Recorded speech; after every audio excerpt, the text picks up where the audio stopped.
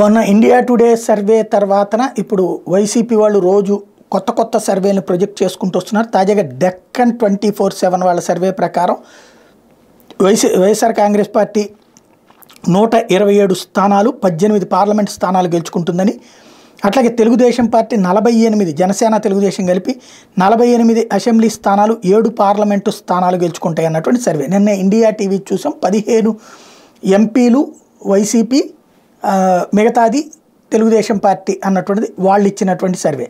అదే సందర్భంలో లోక్మత్ వాళ్ళకి సంబంధించినటువంటి, అంటే లాస్ట్ మంత్ ఇచ్చినట్టున్నారు వీళ్ళు, మళ్ళీ ఇప్పుడు లోక్మత్ వాళ్ళకి సంబంధించినటువంటి సర్వే ప్రకారం కూడా మరొక మార్పు ఇక్కడ చూపెడుతున్నారు. ఒకటి, వైసీపీకి 116 నుంచి 118 స్థానాలు వస్తాయని, తెలుగుదేశం పార్టీ జనసేనలకి 53 నుండి 55 స్థానాలు వస్తాయి అన్నటువంటిది వీళ్ళు అంచనా వేస్తున్నారు.